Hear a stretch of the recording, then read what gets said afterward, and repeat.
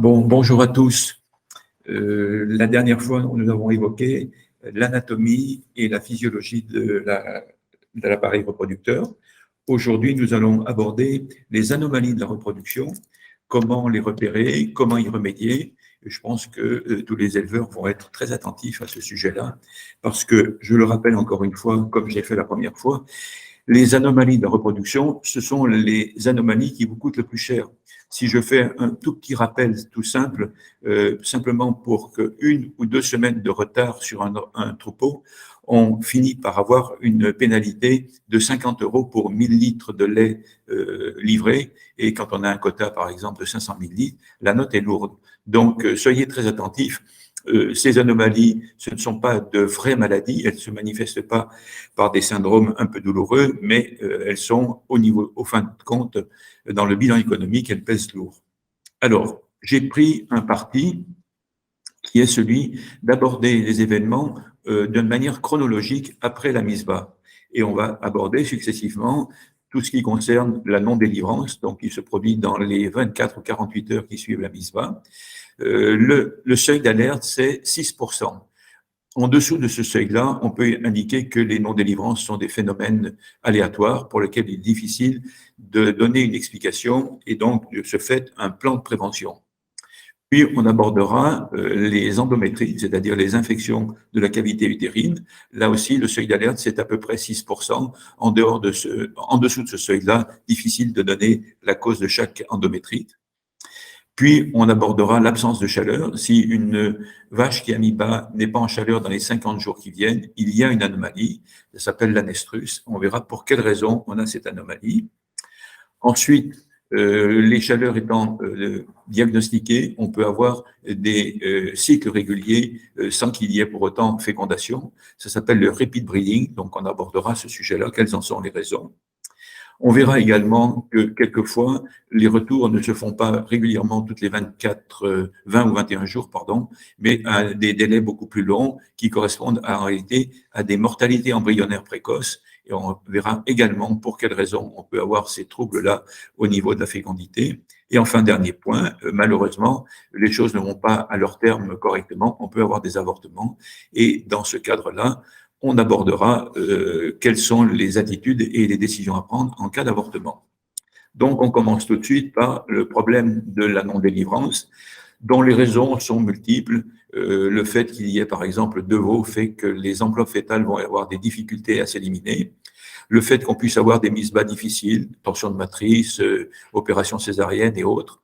Le fait qu'on ait des maladies métaboliques. Dans la fièvre aviculaire, on a un fonctionnement faible de tous les muscles de l'organisme, dont le muscle utérin, d'où l'idée d'une mauvaise expulsion des enveloppes fétales.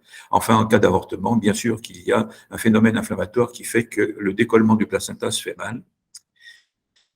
Comment prendre en charge cette non-délivrance qui peut aboutir, si elle est mal gérée, à une métrite, voire une métropéritonite quelquefois? D'une manière conventionnelle, délivrance manuelle, c'était ce que moi j'ai pratiqué pendant mon activité en clientèle. Je crois qu'aujourd'hui, mes jeunes confrères ne le pratiquent plus pratiquement. Ils font simplement une résection au niveau de la vulve et laissent l'essentiel à l'intérieur, qu'ils complètent par une antibiothérapie intra-utérine avec ce qu'on appelait des objets gynécologiques, quelquefois une antibiothérapie par voie parentérale et peut-être quelquefois accompagnée de médicaments qui peuvent provoquer des contractions de l'utérus ou sa diminution de volume, je pense en particulier à la sergotonine. D'une manière alternative, moi j'encouragerais les éleveurs à faire une délivrance manuelle, mais une délivrance qui soit raisonnable. Il faut bien procéder au décollement des cotylédons les uns après les autres, sans tirer dessus, sans faire saigner. On peut se servir du chlorure de magnésium qui a un effet utérotonique très puissant. Donc je vous le signale ici, par exemple. Ici, le chlorure de magnésium 100 grammes associé à notre produit qui s'appelle Defipart. Defipart est un complexe de plantes à effet utérotonique. Tout ça dans 1 litre d'eau, peut-être à additionner d'un peu de miel pour adoucir parce que le cocktail va être plutôt amer et donc à faire prendre au bout de 48 heures après la mise bas s'il n'y a pas eu une délivrance spontanée. On peut, pour ceux qui le souhaitent, aller faire une antisepsie intra-utérine en utilisant Defidrop 10 ml à diluer dans 30 millilitres d'huile de tournesol et à placer in utero après l'expulsion des enveloppes, par exemple, ou même sans expulsion. Comment procéder? Eh bien, on met tout ça dans une seringue sans aiguille qu'on va introduire avec un gant très proprement dans le col de l'utérus, qui est à ce moment-là très ouvert, puisqu'on est en postpartum. On franchit le col et on va pousser et envoyer toute la solution dans la cavité utérine. C'est un geste qui est plutôt facile à faire et dont les résultats sont merveilleusement efficaces. La suite, métrite, endométrite, donc on l'a dit, une des raisons principales, la rétention placentaire qu'on vient d'évoquer, le fait qu'il y ait eu une fatigue utérine parce que la mise bas a été compliquée, le fait également qu'on puisse avoir un excès d'azote dans l'alimentation. J'ai eu l'occasion plusieurs fois, lorsque j'étais en clientèle, de constater ce défaut d'involution utérine, des suites également d'avortement ou de début de maladies génitales. Par exemple, l'expression génitale de la fièvre Q peut se manifester à ce moment-là. Je veux simplement évoquer l'idée que l'utérus est un organe particulier qui présente un très gros volume juste après la mise bas. C'est une immense poche d'une contenance d'à peu près 15 litres qui devra, au bout de 30 jours, se réduire à un quart de litre. Donc, vous voyez la très forte diminution de volume qui va permettre d'expulser le contenu utérin. Et ce contenu, on le voit, et il se manifeste au niveau de la vulve par des pertes qui sont brun verdâtre dans la première semaine, avec quelquefois une odeur un peu marquée. Puis, dans la deuxième semaine, elles apparaissent rosées. Et puis, s'il y a vraiment infection, entre 15 et 30 jours après la mise bas, elles deviennent blanchâtres. C'est au plus tard, à ce moment-là, à J15, après la mise bas, qu'il faut intervenir si on veut que les choses ne se compliquent pas. Parce que plus on tarde à prendre en main ce traitement de la métrite, et plus on aura des lésions de la paroi de la muqueuse de la muqueuse utérine qui vont ensuite être une gêne pour l'implantation de l'embryon. Alors, prise en charge, donc on a dit diagnostic. Le diagnostic le plus performant, c'est la palpation par voie rectale. Je ne pense pas que ce soit quelque chose que vous pratiquiez très, très fréquemment. Sinon, pour le veto, échographie, observation de l'écoulement cervical, tout ça nécessitant un appareillage particulier. En approche conventionnelle, on propose une vidange de l'utérus tout simplement en injectant des prostaglandines et en faisant ensuite une antibiothérapie intra-utérine, donc avec souvent une canule et puis une présentation des antibiotiques sous forme d'une seringue injectable à mettre en place donc dans la cavité utérine. En approche alternative, on peut utiliser Defipart que j'ai déjà évoqué, donc ce complexe de plantes à visée utérotonique, 100 ml par jour pendant 3 jours, donc c'est par voie buccale. On peut revenir sur la proposition de tout à l'heure, c'est-à-dire l'antisepsie intra-utérine, Defidrop, 10 ml, plus 30 ml d'huile de tournesol, tout ça à placer dans la cavité utérine. Alors là, on est quelquefois un peu plus gêné parce que le col est partiellement fermé. Il suffit simplement de venir appliquer la seringue, toujours sans aiguille, contre le col et d'injecter en force à travers le col et l'écoulement va se faire dans la cavité utérine. Pour ceux qui pratiquent l'insémination artificielle, on peut effectivement se servir d'une canule d'insémination et aller le déposer beaucoup plus en avant dans la cavité utérine. J'insiste pour dire qu'on prend bien de l'huile de tournesol. L'idéal serait même presque de l'huile d'arachide. Il faut une huile qui soit un peu irritante, qui provoque un afflux de globules blancs dans la cavité utérine et pas aller vers d'autres huiles végétales beaucoup mieux tolérées, mais qui, en l'occurrence, là, n'ont aucun intérêt dans cette approche-là. Et puis, bien sûr, puisqu'il s'agit d'un foyer infectieux, des fioles bovins, 150 millilitres par jour pendant 3 jours, par voie buccale, de façon à permettre une très bonne réaction immunitaire au niveau de la cavité utérine. Je ne vous décrirai pas la succession des phénomènes qui ont lieu dans cette cavité utérine. Ce sont toute une série d'étapes où on voit que le système immunitaire est dominant dans l'évolution de cette pathologie. Defipart, la fiche technique que vous pourrez consulter et qui indique donc ce que je vais déjà vous dire, son usage en cas de non-délivrance et son usage en cas de risque de métrite. Déchirure des voies génitales, on est toujours dans cette partie très proche de la misba. Constater ces déchirures juste après la misba. Elles peuvent avoir lieu au niveau du périnée, mais aussi au niveau des parois du vagin.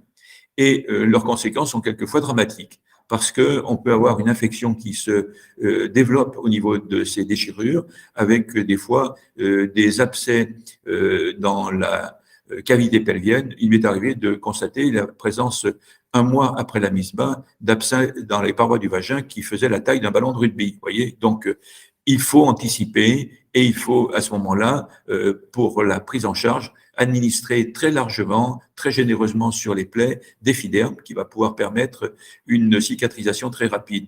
Je signale que toutes les blessures des voies génitales postérieures, que ce soit les parois du vagin ou que ce soit le périnée, représentent des tissus qui ont un pouvoir cicatrisant extraordinaire.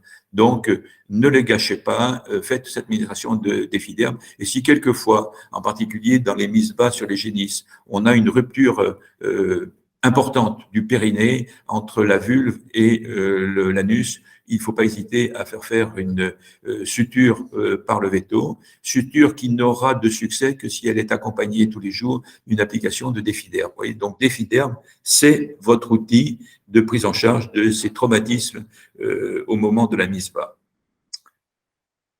Alors, on en vient à notre idée de l'absence de chaleur ou de chaleur peu visible. Gros problème. Absence de chaleur, c'est de toute évidence une sous-nutrition énergétique. Donc, on a au niveau de la ration quelque chose qui a été sous-évalué et qui s'accompagne d'un amaigrissement qui va être la plupart du temps très excessif, qui peut aller jusqu'à 1,5 point, voire 2 points au niveau de la note d'état corporel, qui peut également être favorisé par le mode de séjour des animaux en stabilisation entravée, le fait également qu'on soit en période de jour court, comme c'est le cas actuellement, et puis la présence d'une endométrite, ce qu'on vient d'évacuer, parce que en cas d'endométrite, on a une paroi utérine qui ne sécrète plus de prostaglandine, et donc on a toujours persistance du corps jaune gravidique, donc comment on va dire, un silence absolu de l'appareil génital. Chaleur peu visible, c'est la même situation qu'auparavant, mais on va dire avec un degré moindre de gravité, donc des symptômes qui sont et des causes qui sont un peu plus bénignes, avec peut-être quelquefois des chaleurs qui pourraient exister, mais qui ne sont pas perçues parce que mal exprimées par l'animal. Par exemple, sur un sol glissant, la vache n'ose pas cavaler et donc du coup n'exprime pas ses chaleurs. Elle peut ne pas les exprimer également parce qu'elle a mal aux pieds, boiterie, donc démarche douloureuse et donc non-expression, ou bien liée à une insuffisance de surveillance parce qu'on n'a pas le temps, parce que les chaleurs étaient très courtes et qu'elles ont échappé à la surveillance. On y reviendra, c'est un facteur important très souvent d'infertilité. Alors là, beau et magnifique schéma dont on est les auteurs et qui, je voudrais demander quelques explications. Dans la partie gauche du schéma, vous avez ce qui se passe quand on a une couverture énergétique normale. On a, à partir de l'hypothalamus, centre nerveux supérieur, une commande qui va passer par l'hypophyse et qui va faire qu'on aura des follicules qui vont commencer à se développer sous forme de petits, puis vont grossir jusqu'à l'ovulation. Cette démarche-là est accompagnée du rôle joué par l'insuline et certains facteurs venus du foie qui sont directement dépendants du niveau énergétique de la ration. Ils vont donc renforcer et permettre en particulier l'aboutissement à des follicules qui vont être ovulatoires au niveau de l'ovaire. Donc, on est bien strictement dépendant de l'apport énergétique de la ration.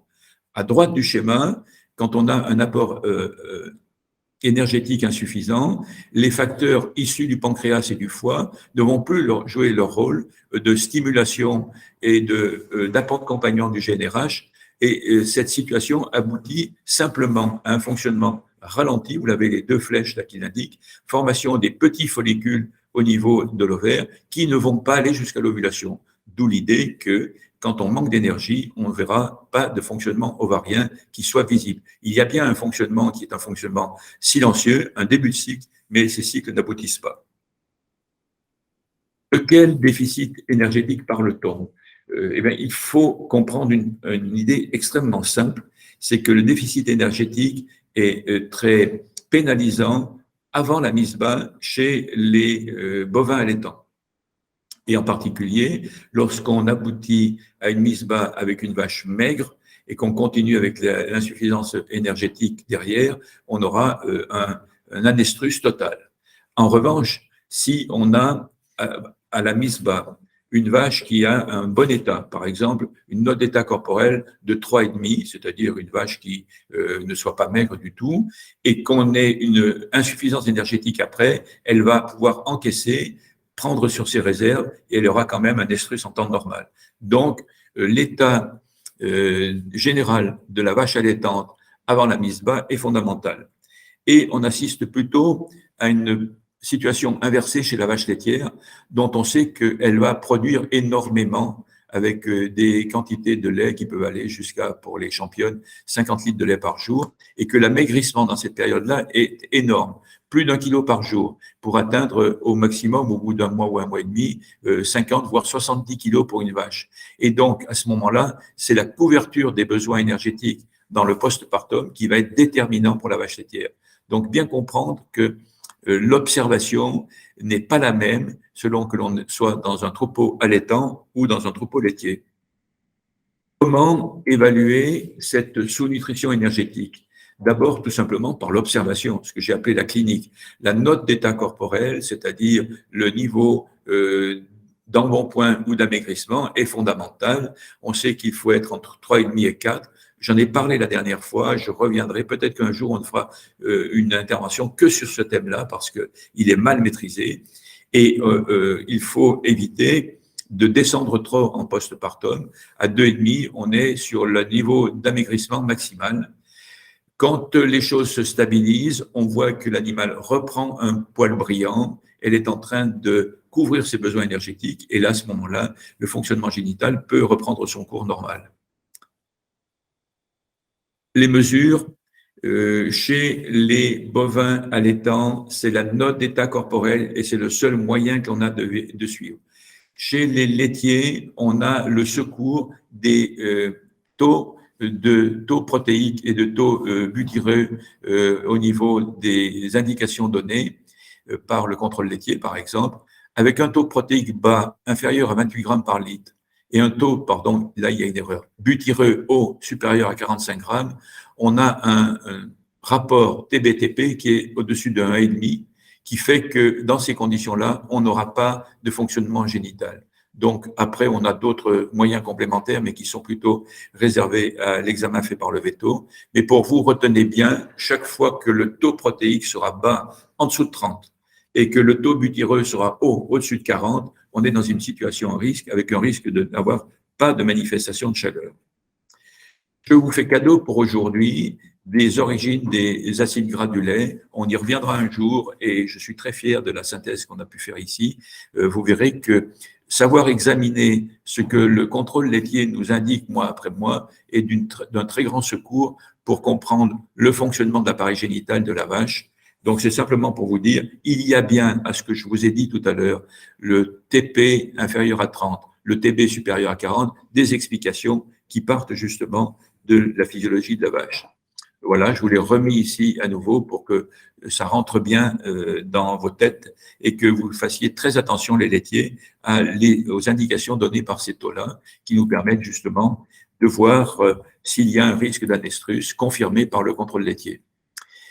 Là, petit schéma pour vous dire que la perte d'état corporel après la mise bas doit être dans une limite acceptable.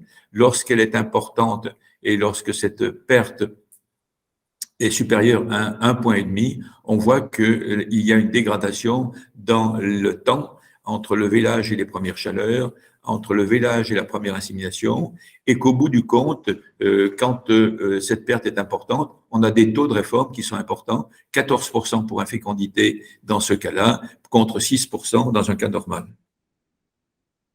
Comment prendre en charge cette sous-nutrition énergétique?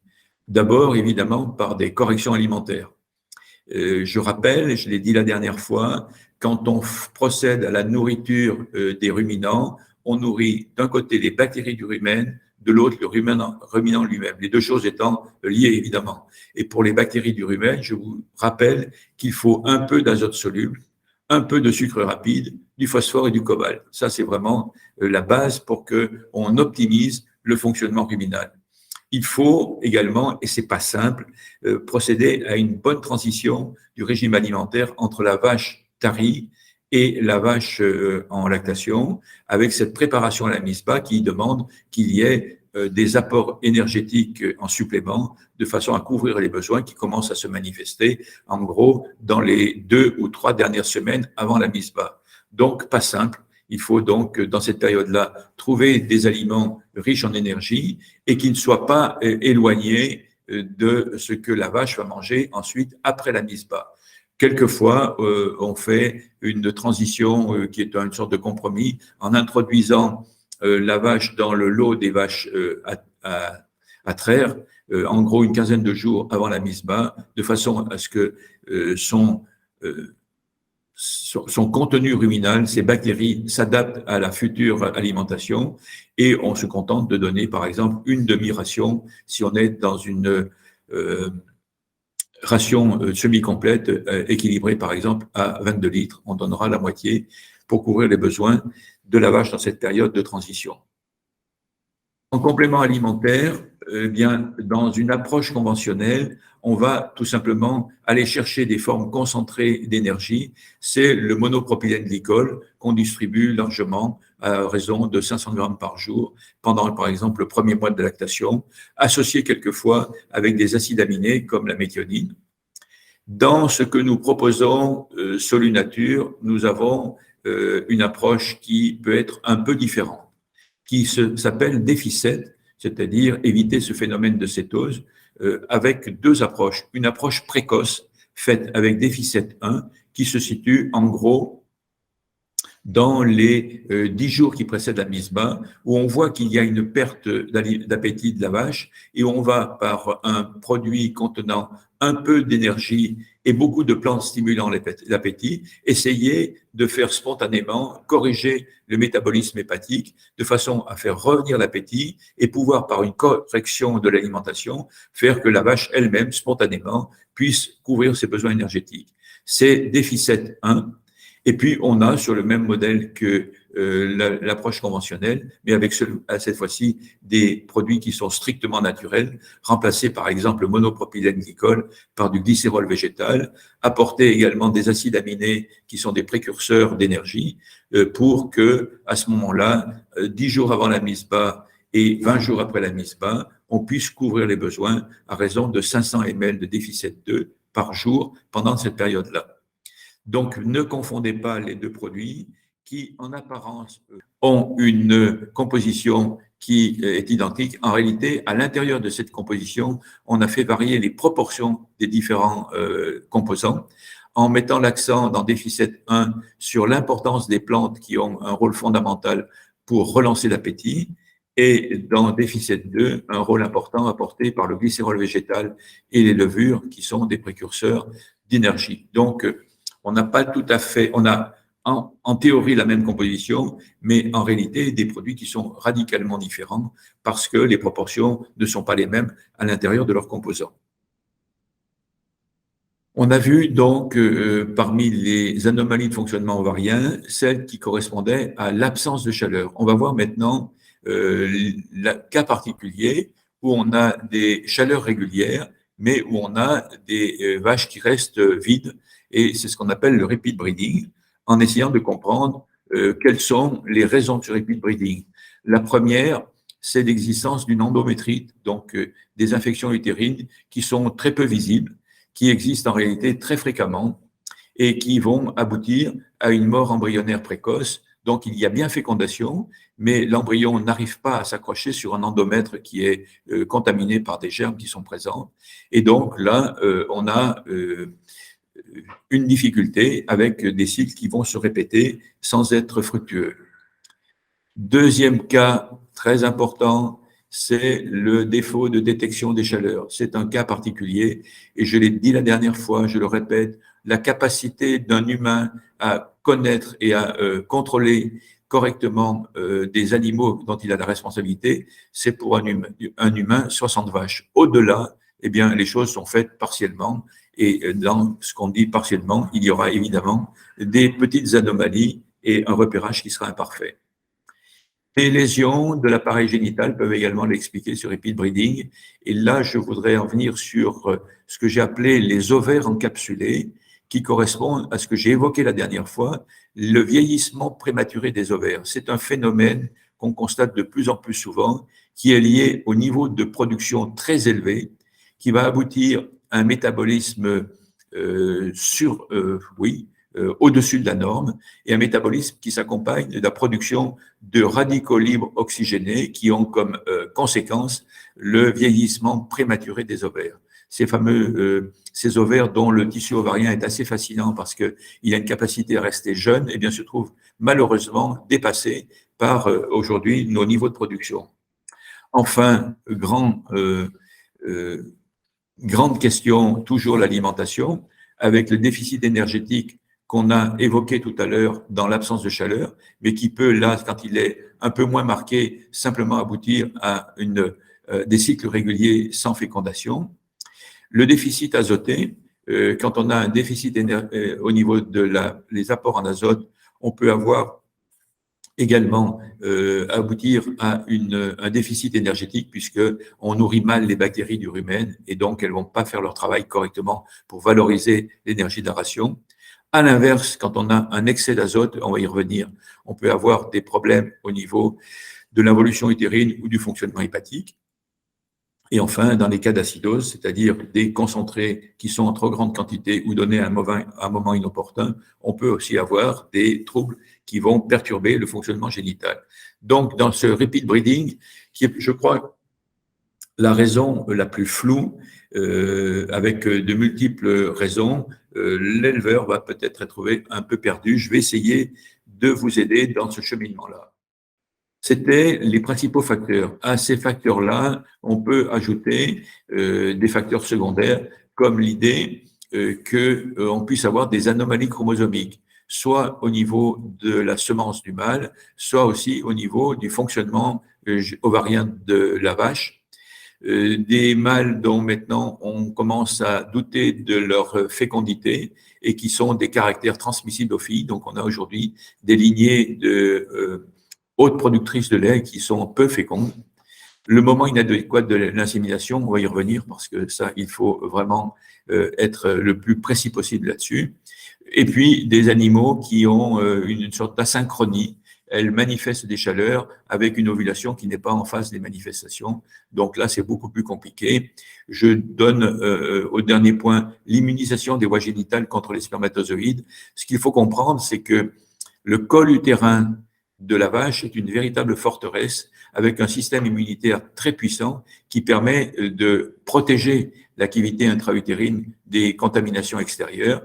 Les spermatozoïdes, en étant de nature protéique, sont considérés comme des éléments étrangers. Alors, cette immunisation-là, elle est peu fréquente chez les bovins parce que les contacts génitaux sont peu fréquents, mais chez l'homme, dont la durée de vie est beaucoup plus longue et la vie génitale plus longue, on constate très souvent ça dans les couples mariés depuis plus longtemps, où on a une perte de fécondité du couple liée justement à cette immunisation au niveau du col. Le repeat breeding, comment le prendre en charge chez les bovins? Eh bien, au niveau du troupeau, c'est d'abord le mettre en évidence. Donc, on peut le voir parce que on a ces échecs successifs et dans les causes possibles, on sait que ça peut être majoritairement le déficit de détection, l'insuffisance énergétique ou l'infection utérine. Il faut essayer de rester dans ce cadre-là qui représente quand même 90% des raisons de repeat breeding. Pour ce qui est du déficit de détection des chaleurs, on peut apposer à ce déficit-là plusieurs solutions. L'idée qu'il y ait dans le troupeau un taureau vasectomisé. C'est surtout chez les troupeaux de vaches allaitantes que cette solution-là est utilisée et beaucoup chez les petits ruminants. L'idée du podomètre, ça concerne là surtout les élevages laitiers, podomètre qui peut être lié à un poste d'enregistrement ou bien qui peut être lié aux données recueillies par le robot de traite chaque jour. On voit que l'expression des chaleurs s'accompagne toujours d'une plus forte agitation enregistrée par le podomètre, donc soit transmis à un poste particulier, soit transmis au robot de traite. Et puis, il y a cette organisation de l'observation sur laquelle je vais revenir en disant, très souvent, on n'est pas suffisamment organisé pour pouvoir surveiller la manifestation de chaleur. Autre point, l'insuffisance énergétique et ce qui devait être le quotidien d'éleveur, le constat de l'évolution de la note d'état corporel. C'est toujours là où on bute, c'est-à-dire qu'on est pris dans le quotidien et on ne suit pas, ou plutôt on constate avec beaucoup de retard la perte de poids des animaux. Enfin, l'infection utérine qui devrait être aussi une surveillance. Je vous l'ai dit, le moment clé, c'est aux alentours de 20 jours après la mise bas, le passage des pertes de rosée à blanche ou leur disparition. Si elles disparaissent, c'est une évolution normale. Si au contraire, elles apparaissent avec des petites taches blanches sur la vulve ou sur la queue, on peut dire qu'il y a nécessairement là une endométrite qui s'est mise en place. Au niveau individuel, eh bien, l'antibiothérapie intra-utérine avec des antibiotiques ou des huiles essentielles, comme je l'ai indiqué tout à l'heure, c'est la bonne méthode pour s'attaquer à une infection utérine le plus tôt possible. Lorsqu'on fait une antibiothérapie, on peut procéder à une insémination artificielle dans les 24 heures. Lorsqu'on fait la mise en place d'huiles essentielles, il y a un côté très irritant et un côté spermicide, il faut attendre le cycle suivant pour procéder à l'insémination. On peut quelquefois procéder à un usage des hormones. J'en signale simplement un, l'administration de GnRH 11 jours ou 13 jours après l'insémination et qui peut permettre de relancer le cycle suivant avec cette fois-ci un bon fonctionnement du cycle suivant. Je signale aussi que ce recours aux hormones va être de plus en plus limité, au moins dans un premier temps, pour tout ce qui sera d'origine zootechnique. Peut-être qu'on pourra, dans un premier temps, les conserver en disant que ce sont des situations pathologiques. Et puis, dans notre solution alternative, je rappelle tout ce que j'ai pu dire comme bienfait issu du massage utéro-ovarien par voie rectale. Je pense que c'est un geste qui peut être à la portée des éleveurs et qui n'est pas compliqué à mettre en place. Il faut simplement ne pas être une grosse brute et faire en sorte que l'on ait un massage qui ne soit pas traumatisant. Et on va pouvoir accompagner ce massage utéro-ovarien par l'administration d'un complexe d'oligo-éléments qui va stimuler la sécrétion de FSH et de LH. C'est Défiol, notre complexe d'oligo-éléments auquel je fais très souvent allusion, 200 ml, avec Défiote, un complexe de plantes qui ont pour but d'accompagner la première phase du cycle, c'est-à-dire l'effet FSH, 20 ml matin et soir pendant les 5 jours qui suivent le massage ovarien. Et on devrait de cette manière-là pouvoir récolter sur le cycle suivant une manifestation fructueuse et bien évidente à suivre de l'estrus. Donc Défiote, je l'ai dit, mélange de plantes qui ont pour but de permettre une meilleure extériorisation des manifestations du fonctionnement ovarien. Je reviendrai à la fin tout à l'heure en vous proposant 2 petits schémas d'utilisation du Défiote.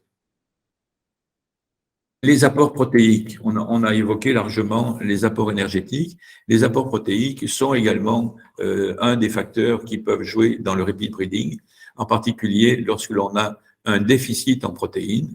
Les protéines, dans cette phase-là, doivent représenter au moins 13% de la quantité totale de la ration. Donc, ce que j'ai marqué MAT signifie matière azotée totale. Elles ont pour but de nourrir les micro-organismes du rumen, donc d'assurer une pleine valorisation de l'énergie possible de la ration. Lorsque l'on a un taux d'urée dans le lait inférieur à 200 mg par litre et un TP faible, tel que je l'ai indiqué tout à l'heure, inférieur à 30 grammes par litre, on aura forcément des soucis au niveau de la fertilité des animaux.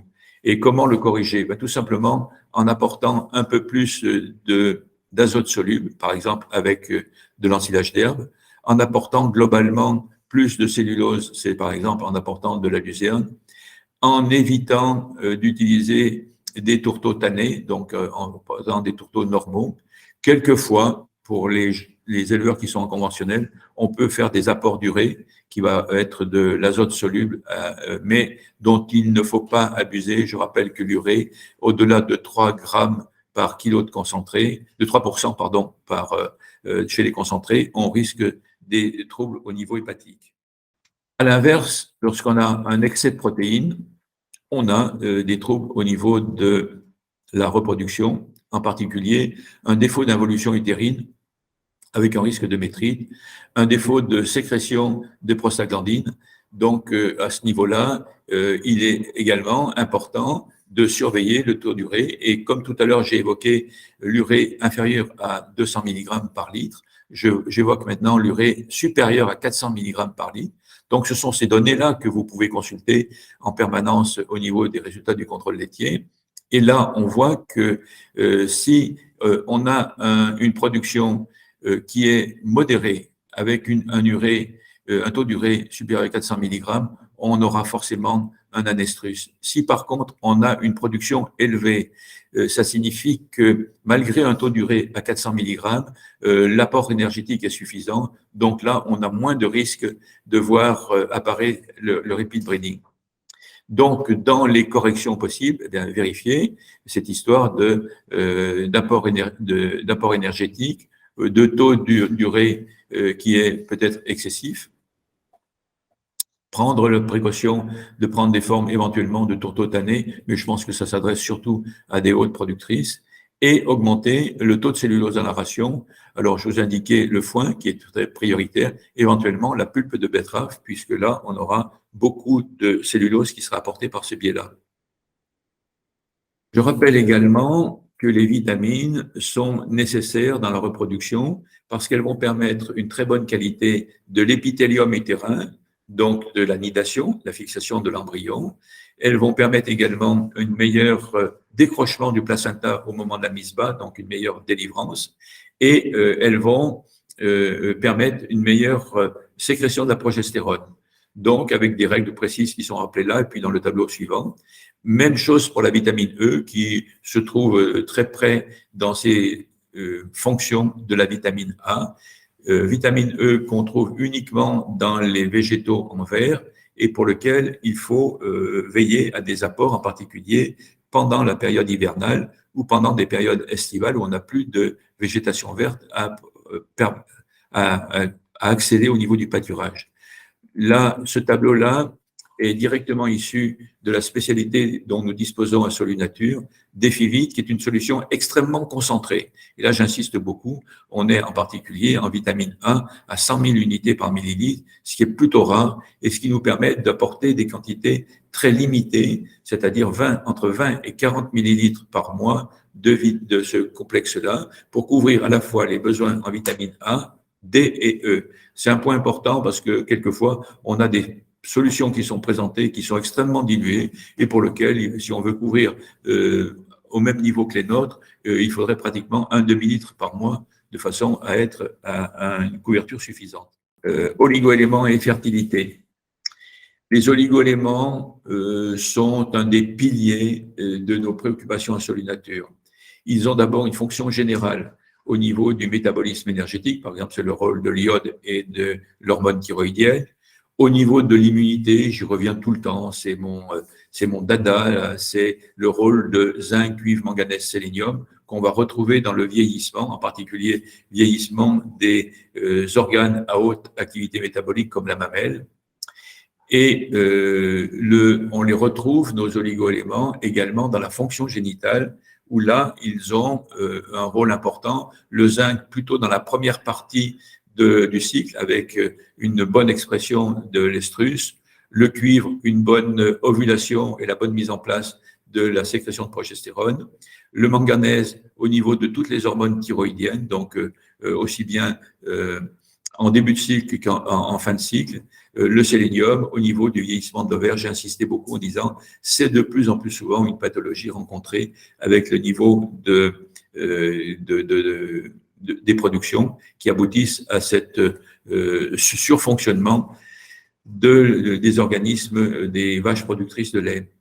Retenez bien des choses très simples dans notre grande préoccupation, dans nos grandes préoccupations chez Solunature. On a d'un côté le microbiote chez le jeune, de l'autre côté tout ce qui concerne les oligo-éléments et leurs apports sous toutes les formes, soit la forme des minéraux, et en particulier on propose aujourd'hui une gamme de minéraux avec de très fortes charges en oligo-éléments. J'ai fait un comparatif il y a peu de temps entre un des leaders du marché en oligo-éléments, en minéraux et le nôtre. J'ai constaté que du point de vue des apports en oligo-éléments, il était à peu près au quart de nos apports. C'est dire l'intérêt et les préoccupations que l'on a à ce niveau-là. De même que l'on a très souvent, je fais référence aux formes liquides des fioles qui interviennent dans toutes nos interventions sur des pathologies beaucoup plus ponctuelles, mais qui peuvent aussi quelquefois servir à récupérer des pathologies collectives, comme par exemple le cas des vaches à cellules.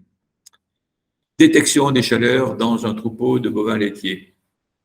Alors là, on entre dans un sujet qui est un sujet assez critique parce que malheureusement, il demande beaucoup de temps.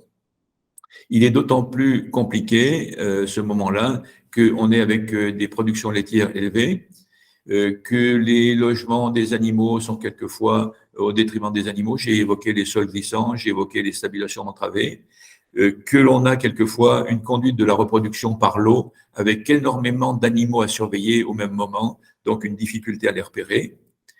Quelquefois, au niveau de la détection, on manque d'informations. Je vais vous les donner. Quels sont les points de repère qu'il faut absolument avoir en tête pour pouvoir bien les repérer?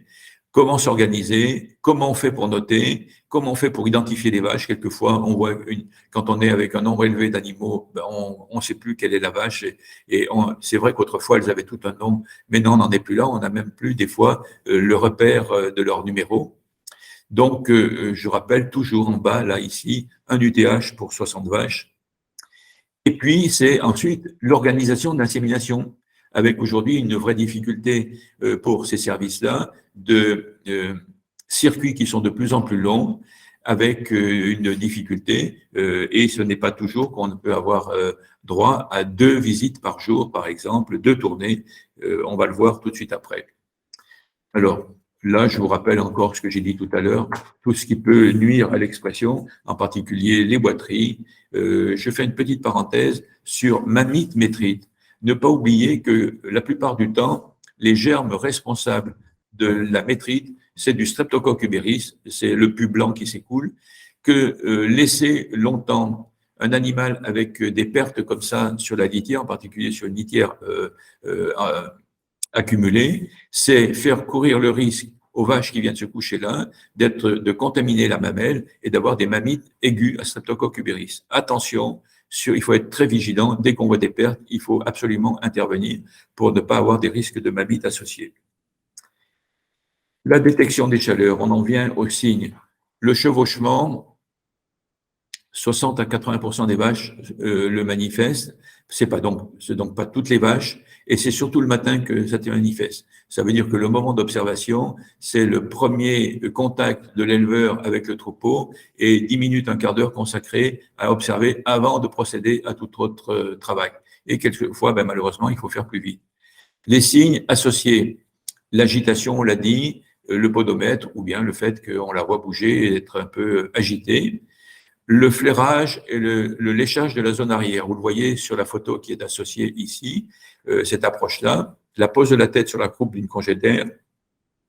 La diminution d'appétit, la diminution de la production de lait, ça c'est surtout le robot de traite qui va pouvoir nous l'indiquer. L'idée qu'il y ait une glaire transparente au niveau de la vulve, c'est un signe complémentaire, mais pas forcément synchrone de l'estrus. La durée des chaleurs, c'est un phénomène qui est relativement bref. 4 à 8 heures pour le chevauchement, 14 heures pour les signes sexuels secondaires, ce que j'ai indiqué, la pose de la tête sur la partie postérieure des congénères. Ce qui était également à surveiller, c'est lorsque l'on a un doute, c'est de noter en disant oui, c'était peut-être bien une manifestation de chaleur et d'observer le retour 3 semaines plus tard, le retour qui se fait en réalité entre 18 et 26 jours ou un retour à 6 semaines entre 39 et 52 jours. Donc là, je suis allé hier faire une photo dans une ferme du bon vieux planning rotatif dont j'ai eu le plaisir de constater que cet outil-là, auquel j'ai assisté à la naissance il y a 50 ans, est toujours d'actualité et que l'exemple que je vous présente ici sur la photo, c'est une ferme avec 120 vaches, 2 robots de traite, une ferme qui est qualifiée maintenant de ferme bien-être animal. Et vous voyez que les éleveurs n'ont pas perdu l'habitude de faire leur repérage. C'est fondamental. Il faut continuer à utiliser ce planning rotatif. Dans ce cadre-là, c'est parce que les choses sont en joue serré. L'ovulation se fait 24 à 30 heures après le début des chaleurs. L'ovocyte, quand il est pondu, il n'a que 6 heures de survie. Les spermatozoïdes, lorsqu'ils sont mis dans les voies génitales, n'ont qu'un pouvoir pendant de 24 heures après leur mise en place. Donc, on est avec des délais qui sont courts. Et quel est le meilleur moment pour pouvoir appeler l'inséminateur? Eh bien, je vous l'ai résumé, entre 8 et 18 heures après le début des premiers signes, l'optimum étant 12 heures après le premier des premiers signes. Ce qui fait qu'il y a toute une organisation, et ça c'est très important, lorsque l'on a 2 journées par jour, si la vache est en chaleur le matin, eh bien, on pourra procéder à une insémination l'après-midi. Si c'est l'après-midi, une insémination le lendemain matin. On sera toujours dans les temps.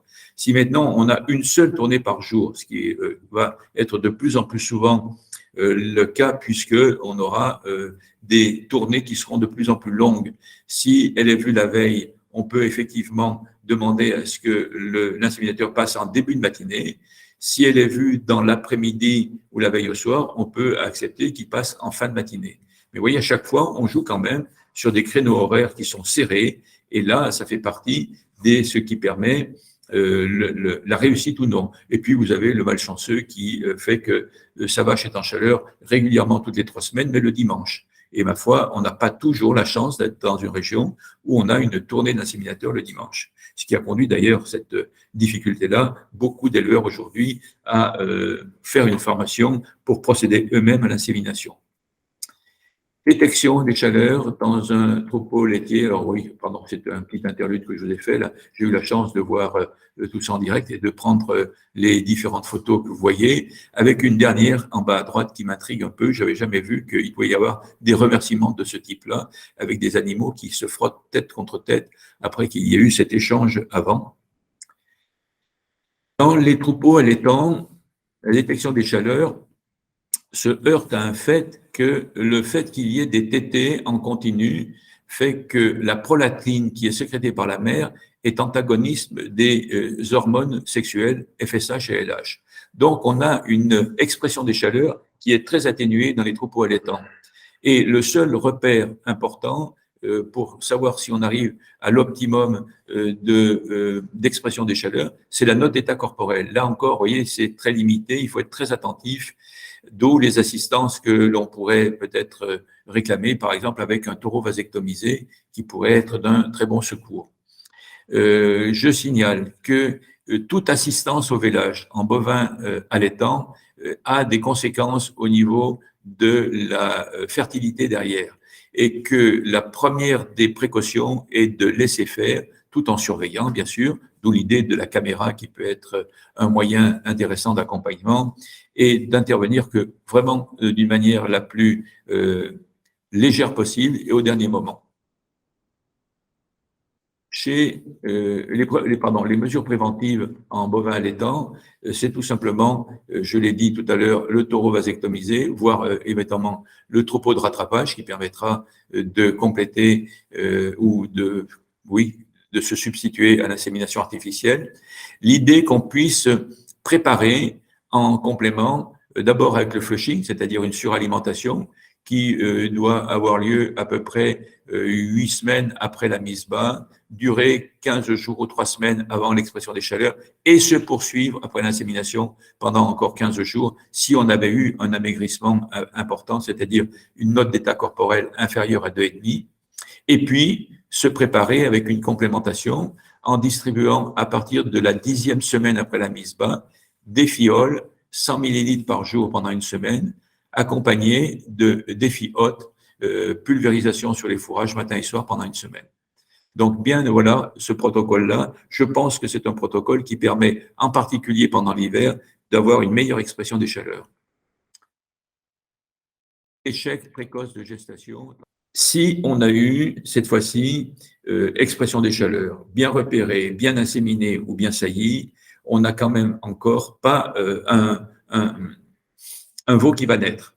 On peut avoir des phénomènes d'échec précoce au niveau de la gestation, et on a en particulier ce que l'on appelle les mortalités embryonnaires précoces ou tardives, qui sont liées soit à une endométrite, parce que l'infection utérine ne permet pas la nidation, soit un amaigrissement, soit aussi également, je le signale ici, l'idée d'un stress thermique. Le stress thermique aujourd'hui, c'est quelque chose qui est de plus en plus fréquent et auquel on fait de plus en plus d'investigations pour comprendre. On a montré que le stress thermique, au moment de la gestation, provoque un défaut de développement des ovaires chez les filles et une diminution de la fertilité chez les petites filles. Donc, c'est un phénomène épigénétique, transgénérationnel. Donc, vous voyez, quelquefois, on a des répercussions sur une ou deux générations à venir. On aborde maintenant la dernière étape cruelle, l'avortement. Un avorton, c'est un embryon né vivant, et qui meurt dans les 48 heures qui suivent sa naissance ou qui est tout simplement mort-né. Mais cette idée qu'il puisse être né vivant et mourir dans les 48 heures est importante parce que quelquefois, on passe sous silence ce qu'on avait cru être un accouchement normal et qui en réalité était bien un avortement. Comment réagir par rapport à ça?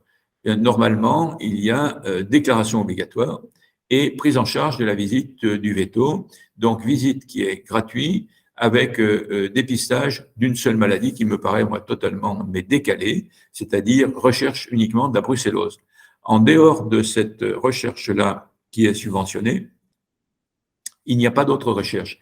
Et c'est à vous, éleveurs, quand on a 1, 2 ou 3 avortements successifs, de demander des compléments là-dessus, qui vont se faire par des prélèvements soit sur l'avorton, au niveau de la tête, si c'est de la néosporose, de la rate du foie, surtout du liquide gastrique, par une ponction simplement de l'estomac de l'avorton, sur la mère par un fragment de placenta, sur les vaches qui ont pu avorter 15 jours plus tôt par une prise de sang pour un test ELISA, et on va demander des recherches complémentaires. Chez les bovins, le premier paquet qui est proposé, c'est fièvre Q, néosporose, BVD, chlamydophilose. Je pense que BVD, ça va devenir bientôt plutôt historique, un peu comme brucellose déjà, et qu'on va peut-être remplacer ça par la listériose, qui est aussi de plus en plus fréquente. Cette recherche supplémentaire s'accompagne d'un coût supplémentaire qui est le coût des analyses. Donc, environ 60 € pour le premier paquet. Si on veut aller plus loin, listériose, salmonellose, encore 60 €. Mais je crois que c'est un investissement qui est indispensable parce que si on ne sait pas très rapidement quelle est la raison des 1 ou 2 avortements successifs, là, on va peut-être aller vers une catastrophe. Donc, réflexe, il faut déclarer et faire une recherche pour identifier les raisons de l'avortement. Je vous ai mis là quelques remarques sur l'élevage des génisses, parce que elles font partie, je crois, du problème de la reproduction. Quel peut être l'objectif d'une mise bas précoce à 2 ans? Eh bien, il est fondamental. C'est que si on a une mise bas précoce, on aura un nombre de cellules sécrétrices de lait bien augmenté, environ d'un tiers. On aura moins de volume pris par la graisse au niveau de la mamelle par rapport à une mise bas tardive. Seul revers de la médaille, c'est qu'il faut qu'il y ait une alimentation qui soit adaptée à cette croissance-là et qu'on respecte bien les niveaux de poids, les niveaux de croissance qui sont là-dessus. Donc, je vous les ai détaillés, vous pourrez vous les reporter. En particulier, je vous ai bien marqué les niveaux de concentration en matière azotée déconcentrée et insister sur l'idée que dans toute la croissance à partir du sevrage, on doit faire des apports en condiments minéraux, ne pas zapper là-dessus, c'est fondamental. Et dans le petit schéma qui figure ici, je vous montre un cas qui est particulièrement élogieux. À gauche, vous avez une génisse qui a eu un GMQ faible, 630 grammes par jour, avec une alimentation équilibrée, c'est-à-dire suffisamment de protéines dans son alimentation. Elle présente, au moment des premières chaleurs, une mamelle qui pèse 1,2 kg. Et puis, à l'inverse, à partie droite, une génisse qui a eu un développement optimisé, plus de 1000 grammes de GMQ, avec cette fois-ci, au moment des premières chaleurs, une mamelle très développée, 1590 grammes. Et quand on fait l'analyse de la répartition des tissus dans cette mamelle, on voit que dans le premier cas, on a un tissu sécréteur de 340 grammes et dans l'autre cas, un tissu sécréteur simplement de 125 grammes. Il y a eu déséquilibre pendant la croissance de la génisse, en particulier un excès d'énergie. Et si je le rappelle, c'est parce que très souvent en bio, la matière protéique étant chère, on a tendance à, pour avoir de belles génisses, à forcer un peu sur l'énergie.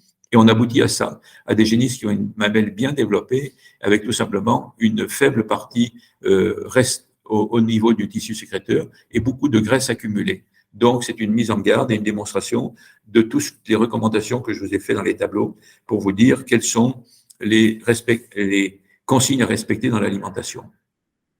Je vous ai mis également un petit protocole à propos de la reproduction, un protocole de synchronisation sur des lots de génisses, que ce soit des génisses allaitantes ou laitières, où on a, dans un premier temps, préparation du tissu ovarien avec des apports de défiol, 100 ml par jour et par génisse, puis ensuite une stimulation avec défiote, 10 ml par jour et par génisse, ou même matin et soir, dans la deuxième semaine. Et il y a une erreur, semaine 1 et l'autre c'est semaine 2. Et puis, je vous ai mis le protocole qu'on peut également, et que j'ai évoqué tout à l'heure, sur des vaches individuellement avec des chaleurs peu visibles. On peut, dans le même temps, pour essayer de gagner du temps, donner des oligoéléments et des fiotes pour pouvoir faire s'exprimer les chaleurs d'une manière plus marquée au cycle suivant. Ensuite, récapitulatif, on vous a fait un tableau pour les cas de mise bas, suite de mise bas, non-délivrance, métrite, anestrus, mortalité et élevage, de tous les produits qui sont disponibles. Et vous verrez qu'il y a une réponse dans chacune de ces situations que vous retrouverez si vous reconsultez à nouveau ce que je viens de vous expliquer. J'en ai fini pour aujourd'hui sur ce thème-là. C'est allé vite comme d'habitude, mais si vous avez des questions, je peux répondre là. Je vous invite également à faire part de vos questions au niveau du blog que nous avons mis en place au niveau de Solunature, ou bien à vos questions que vous pouvez adresser directement par mail à Solunature, comme je vous encourage également à nous faire part des sujets que vous voulez qu'on aborde dans ces conférences. Le sujet suivant étant peut-être l'élevage des génisses pour le mois de janvier, mais tout autre sujet qui vous paraît d'actualité et important, et pas seulement chez les bovins, puisque pour l'instant, on n'a abordé que les bovins, mais dans d'autres espèces, on pourra les préparer si c'est votre désir. Donc, je suis à votre disposition, là, encore un peu, pour toutes les questions qui sont venues à l'occasion de ce que je viens de vous raconter. Eh bien, je crois qu'on va clore ici notre intervention. Merci à tous, merci à toutes. Et puis donc, rendez-vous maintenant mi-janvier pour le thème suivant, qui sera celui que je vous propose, l'élevage des génisses, ou bien celui que vous aurez proposé vous-même. Merci à vous.